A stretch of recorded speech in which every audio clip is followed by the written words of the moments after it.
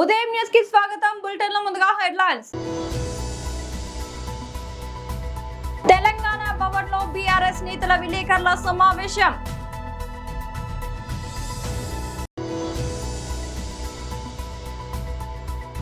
వైఎస్ఆర్సీపీ అధికార ప్రతినిధి BY Ramaiah press meet.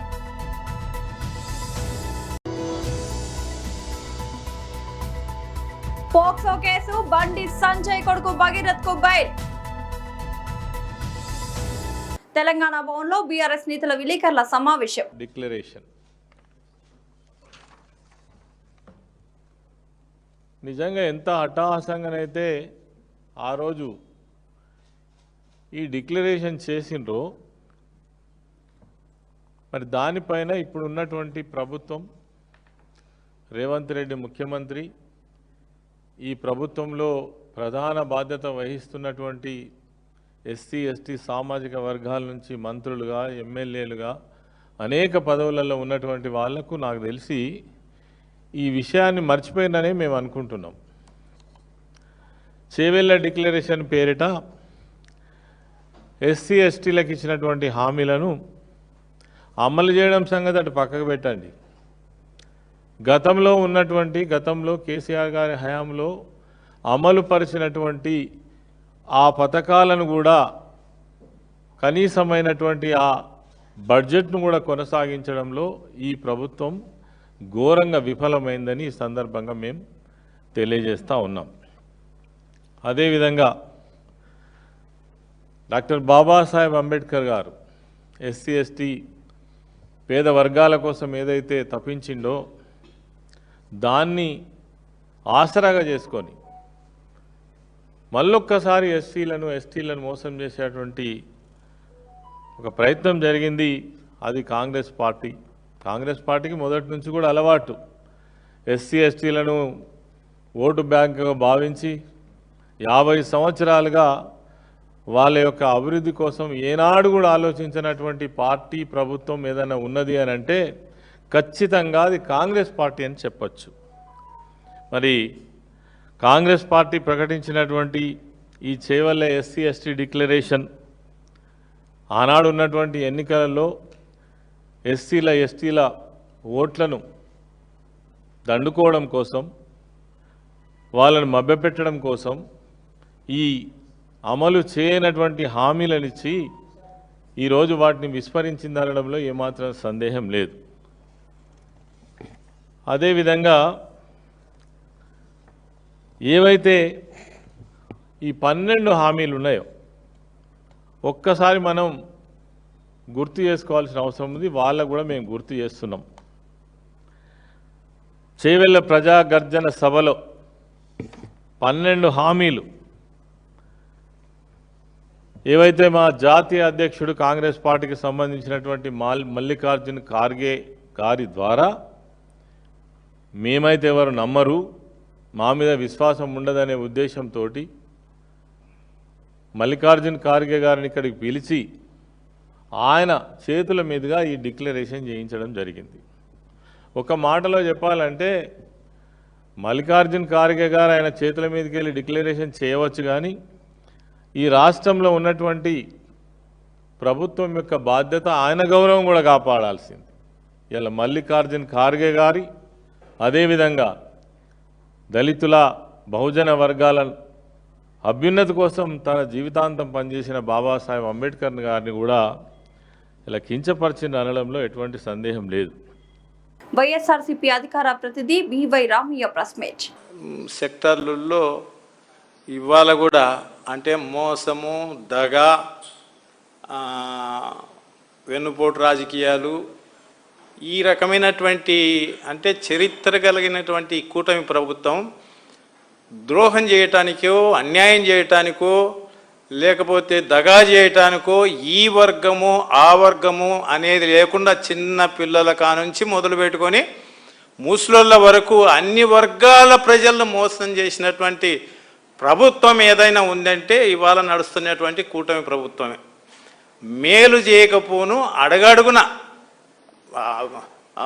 అరాచకాలు, విద్రోహాలు, కేసులు, అన్యాయమైనటువంటి కేసులు, చివరికి లాకప్ డెత్ల కానుంచి మొదలు పెట్టుకొని ఎన్ని రకాలుగా ఈ రాష్ట్ర ప్రజలను చిత్రహింసలు గురి చేయాలో అన్ని రకాలుగా చేస్తున్నారు. ఇవాళ కూడా మరొక కార్యక్రమానికి అంటే వాళ్ళకు కావాల్సిన ఎల్లో మీడియాలలో పెద్ద పెద్ద ప్రకటనలు ఇచ్చుకొని ఈ భూమాత ముద్దు బిడ్డలు ఎవరన్నా ఉన్నారంటే అది రైతులు. భూమాత ముద్దు బిడ్డలు ఎవరైనా ఉన్నారంటే అది రైతులు. ఎందుకంటున్నామంటే మోసం చేయటం తెలియదు, మోసం చేయాలనేటువంటి ఆలోచన కూడా లేనటువంటి వ్యక్తులు రైతులు. అట్లాంటి రైతులను కూడా మోసం చేయటానికి వెనకాడినటువంటి ప్రభుత్వము మన ముఖ్యమంత్రి చంద్రబాబు నాయుడు గారు. మీకందరికీ గుర్తు ఉండే ఉంటుంది, 2019 అంటే 2014లో ఇదే చంద్రబాబు నాయుడు రైతులందరినీ మోసం చేసి రైతు రుణమాఫీ అనే పేరు మీద రైతులందరినీ మోసం చేస్తే 84,000 కోట్ల రైతుల రుణమాఫీకి గాను ఈయన చేసింది 14,000 15,000 రుణమాఫీ చేసినాడు 5 ఏళ్ళలో. అంత మోసపోయి రైతులు అష్ట కష్టాల్లో ఉండి గిట్టుబాటు ధర లేక పండించిన పంట సరిగా లేక చాలా ఇబ్బందులు ఉన్నటువంటి పరిస్థితిలో ఒక వినూత్నమైనటువంటి పథకానికి ఆ రోజున 2019లో ముఖ్యమంత్రిగా సీట్ అధిష్ఠించినటువంటి జగన్మోహన్ రెడ్డి గారికి రైతులను ఎలాగైనా ఆదుకోవాలి, రైతులు చాలా నష్టపోయి ఉన్నారు, కష్టాల్లో ఉన్నారు, రైతు లేనిదే రాజ్యం లేదు. ఆ రోజున రాజశేఖర రెడ్డి గారి నుంచి మొదలు పెట్టుకుంటే జగన్మోహన్ రెడ్డి గారు కూడా రైతే ఈ దేశానికి రాజు అనేటువంటి ఒక దూరపు ఆలోచనతో ఆ రోజు ఆయన రైతు భరోసా అనేటువంటి ఒక స్కీముని తీసుకొచ్చి రైతులందరినీ ఆదుకోవాలి. తెలంగాణలో గత నెల రోజులుగా హాట్ టాపిక్ గా ఉన్న కేంద్ర సహాయ మంత్రి బండి సంజయ్ కుమారుడు బండి భగీరథ్ కేసులో కీలక పరిణామం చోటు చేసుకుంది. భగీరథ్ కు ఎట్టకేలకు మల్కాజ్గిరి కోర్టులో ఊరట లభించింది. దాదాపు నెల రోజులుగా చల్లపల్లి జైల్లో రిమాండ్ ఖైదీగా ఉన్న అతనికి న్యాయస్థానం షరతులతో కూడిన బెయిల్ మంజూరు చేసింది. ఒక మైనర్ బాలిక తల్లి ఇచ్చిన ఫిర్యాదుతో భగీరథ్ పై కఠినమైన పోక్సో కేసు నమోదైన సంగతి తెలిసిందే. కేంద్ర మంత్రి కొడుకు కావడం, పైగా సున్నితమైన కేసు కావడంతో 2 తెలుగు రాష్ట్రాల్లో ఈ అంశం పెద్ద చర్చానీయాంశంగా మారింది. కొన్ని రోజులు అజ్ఞాతంలోకి వెళ్లిన భగీరథ్ మే 17న పోలీసుల ముందుకు వచ్చి సరెండర్ అయ్యాడు. ఆ తర్వాత మేడ్చల్ కోర్టు 14 రోజులు రిమాండ్ విధించడంతో చర్లపల్లి జైలుకు తరలించారు.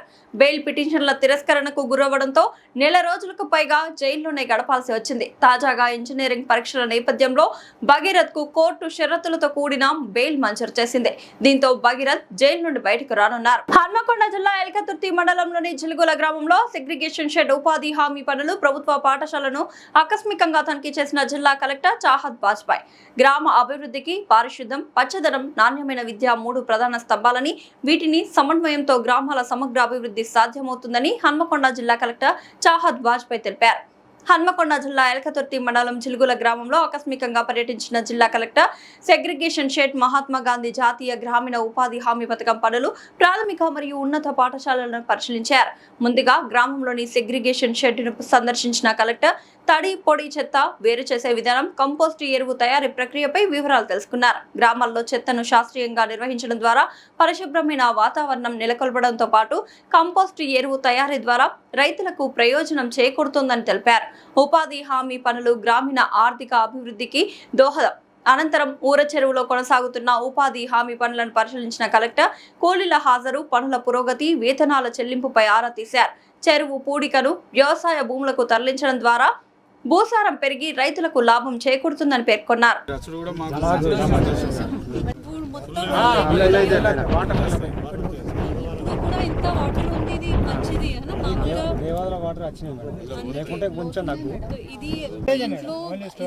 మోరీ వాటర్ అంతా కలుస్తుంది.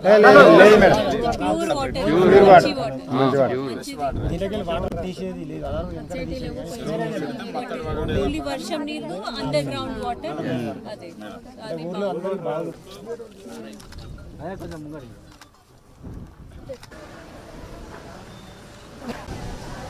ఏం ఎక్సర్సైజ్ చేస్తారో అప్పుడు బడి బాటలో చిన్న ఊరికి ఇది ఎక్సర్సైజ్ చేయడానికి 2 days వర్క్ కదా ఇది. అందరూ టీచర్స్కి తీసుకుపోయి అక్కడ సర్వే చేసేస్తే ఎక్కడెక్కడ వెళ్తున్నారు స్కూల్ అయిపోతుంది. మీరు ప్రతి ఒక్కరికి టార్గెట్ చేయొచ్చు. ప్రైవేట్ స్కూల్ ఏ దగ్గర పడుతుంది ఇక్కడ నుంచి? How are you? I'm good. నిద్ర వస్తుందా?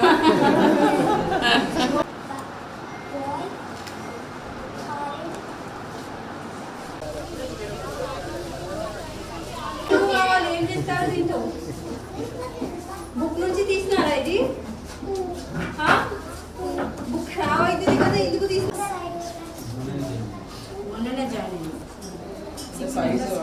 What is your name? You study? కొత్త బుక్స్ వచ్చినాయి అందరికి? అందరూ సెకండ్ క్లాసా? 8 తర్వాత ఏం వస్తుంది? 9 తర్వాత అందరికి తెలుసా?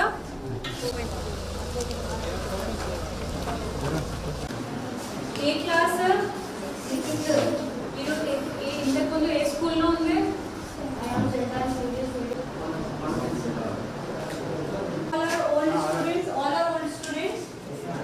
All are old students.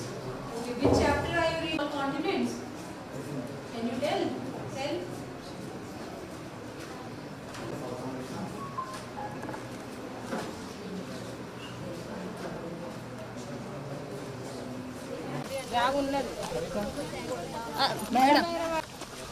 కాదు, వీళ్ళకు ఓన్ ల్యాండ్ ఉందా? లేదు. గవర్నమెంట్ ల్యాండ్ ఇచ్చారా? ఫస్ట్ నేను అదే అడిగిన మిషన్ దగ్గర దొరుకుతుందో ఫస్ట్ ఇక్కడ వివోలు ఎన్ని ఉన్నాయి?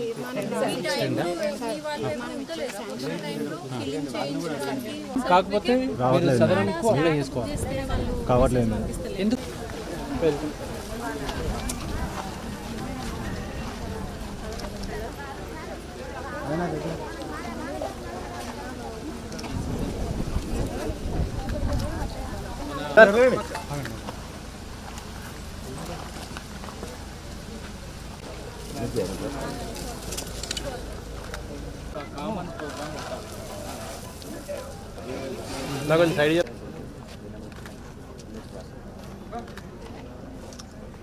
సంగారెడ్డి జిల్లా గడ్డపోతారంలో తీవ్ర ఉద్రిక్తత. కమిషనర్ డౌన్ అంటూ కాంగ్రెస్ ధర్నా. 1వ వార్డు కౌన్సిలర్ బలుగారి మాధవికి అవమానం. గడ్డపోతారం శివాజీ చౌక్ వద్ద కాంగ్రెస్ శ్రేణులు రాస్తారోకో. బోర్ ప్రారంభోత్సవానికి ప్రోటోకాల్ విస్మరణ. కమిషనర్ పై కాంగ్రెస్ నేతలు ఆగ్రహం. మహిళా కౌన్సిలర్ ను అవమానిస్తారా? మహిళా కమిషనర్ తీరుపై మండిపడ్డ కాంగ్రెస్. రాహుల్ గాంధీ బర్త్డే వేడుకల్లో కాంగ్రెస్ నేతలుండగా దొంగచాటుగా బోరు ఓపెనింగ్. కమిషనర్ బీఆర్ఎస్ తొత్తుగా మారుతున్నారు. కాంగ్రెస్ నేతల తీవ్ర ఆరోపణ. కమిషనర్ ను వెంటనే సస్పెండ్ చేయాలి. గడ్డపోతారంలో 2 కిలోమీటర్ల మేర నిలిచిన వాహనాలు.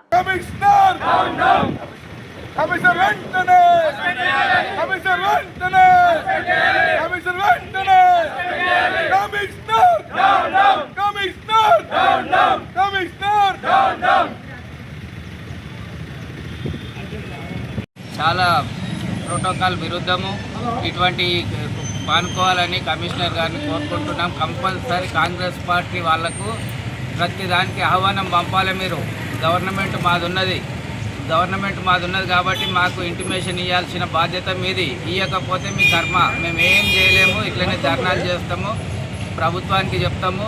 మీరు ఎన్ని రోజులు డ్యూటీ చేస్తారో మేము కూడా చూస్తాం. మా ప్రభుత్వంలో మీరు కావాలని చేస్తారు. ఏదో టీఆర్ఎస్ పార్టీకి తొత్తులు లేక అమ్ముడు పోయినట్టు మీరు చేయడం ఇది సరికాదు.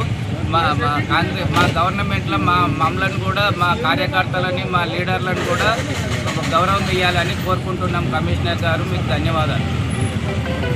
Commissioner down down, commissioner down down, commissioner down down, commissioner down down, commissioner down down, ఓటగాగమంది కమిషనర్ డౌన్ డౌన్, ఓటగాగమంది commissioner down down, commissioner down down.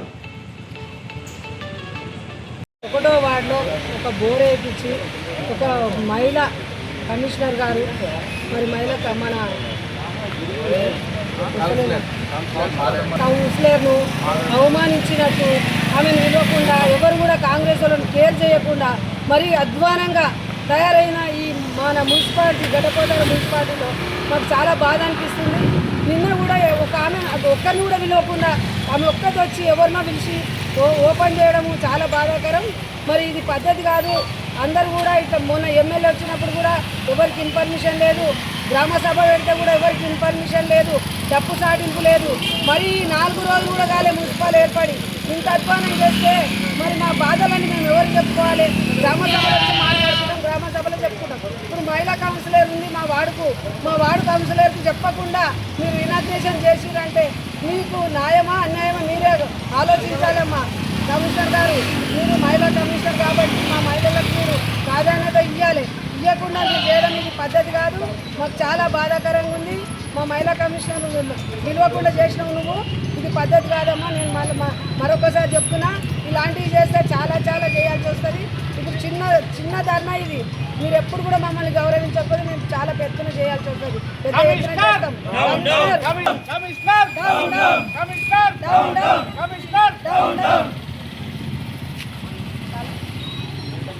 ఏఎస్పీట తహసీల్దార్ కార్యాలయంలో ఏసీబీ అధికారుల దాడులు. ఓ రైతు నుండి 20,000 రూపాయల లంచం తీసుకుంటూ ఏసీబీ అధికారులకు రెడ్ హ్యాండెడ్ గా పట్టుబడ్డ తహసీల్దార్ డి శాంతి స్వరూప్. శ్రీ పొట్టి శ్రీరాములు నెల్లూరు జిల్లా ఏఎస్పీట తహసీల్దార్ కార్యాలయంలో ఏసీబీ అధికారులు దాడులు నిర్వహించారు. ఓ రైతు నుండి తహసీల్దార్ డి శాంతి స్వరూప్ 20,000 రూపాయల లంచం తీసుకుంటుండగా రెడ్ హ్యాండెడ్ గా ఏసీబీ అధికారులు పట్టుకున్నారు. పట్టాదారు పాస్ పుస్తకంలో పేరు మార్పుకు రైతు నుండి తహసీల్దార్ 20,000 రూపాయలు డిమాండ్ చేసినట్లు రైతు తెలిపారు. దీంతో రైతు ఏసీబీ అధికారులను ఆశ్రయించగా రెడ్ హ్యాండెడ్ గా పట్టుకున్నారు.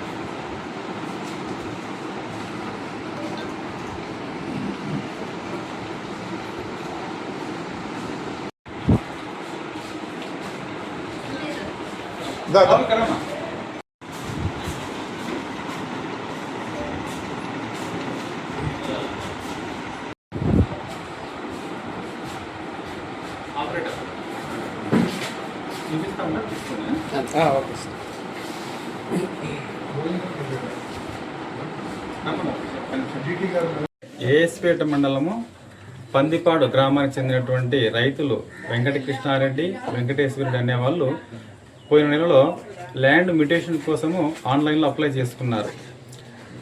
ఆన్లైన్లో అప్లై చేసుకున్న తర్వాత కన్సర్న్ విఆర్ఓ తర్వాత రెవెన్యూ ఇన్స్పెక్టర్ గారు ఫీల్డ్ విజిట్ చేసి రిపోర్ట్ను తహసీల్దార్ గారికి సబ్మిట్ చేసినారు.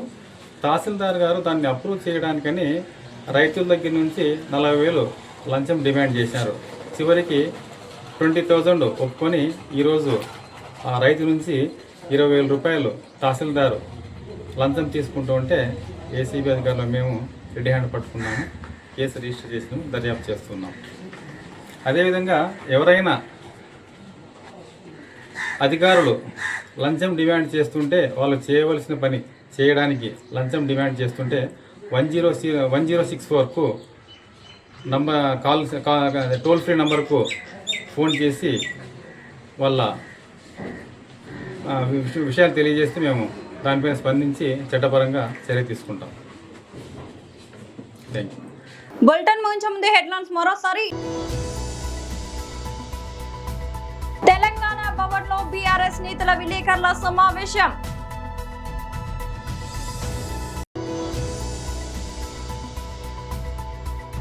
వైఎస్ఆర్సీపీ అధికార ప్రతినిధి బివై రామయ్య ప్రెస్ మీట్.